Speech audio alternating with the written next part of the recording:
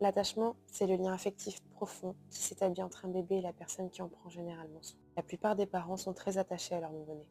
Réciproquement, le bébé s'attache aussi à ses parents. L'importance d'effectuer ce lien d'attachement.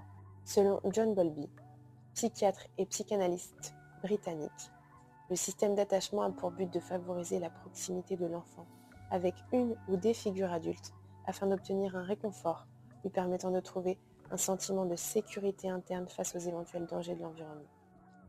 Autrement dit, pour obtenir cette proximité avec son parent, le nourrisson va user de divers comportements innés, tels que le sourire, les vocalises, le fait de s'agripper, les pleurs et bien d'autres encore.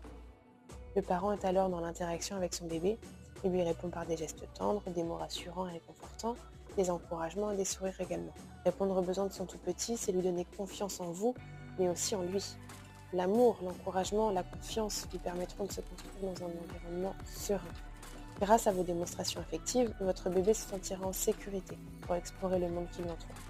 Il fera également plus confiance aux autres parce qu'un enfant qui se sent aimé développe une perception positive de lui et même des autres. On peut aussi parler de sécurité affective. Elle se construit avec le temps dans l'attention et la régularité. C'est à travers la sécurité affective qu'un enfant trouvera la force de s'élever, de grandir et de s'éloigner sur les bases d'une confiance en soi solide.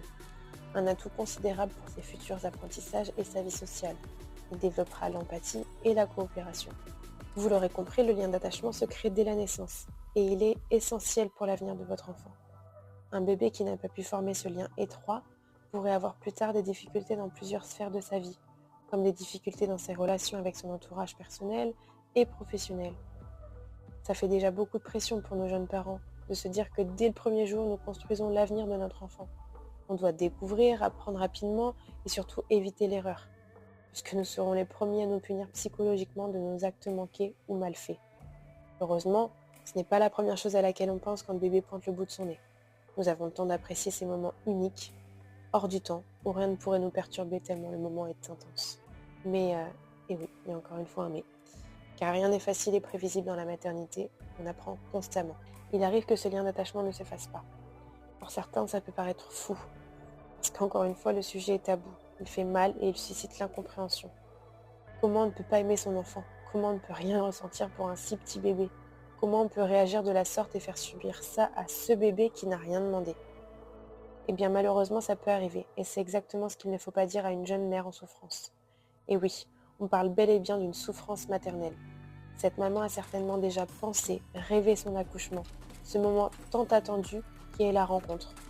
Un moment censé être inoubliable, que toutes les mères racontent, l'amour inconditionnel. On en rêve toutes quand on se lance dans un projet bébé. Alors pouvons-nous aborder le sujet d'une différente manière et se dire que c'est une grosse claque pour la jeune maman qui vient de donner naissance. C'est une femme qui se sent vide, fatiguée de ses longues heures de travail qui se sont plus ou moins bien passées, un peu déboussolée, qui arrive à peine à regarder son bébé ou à le toucher puisque ses émotions la tétanisent.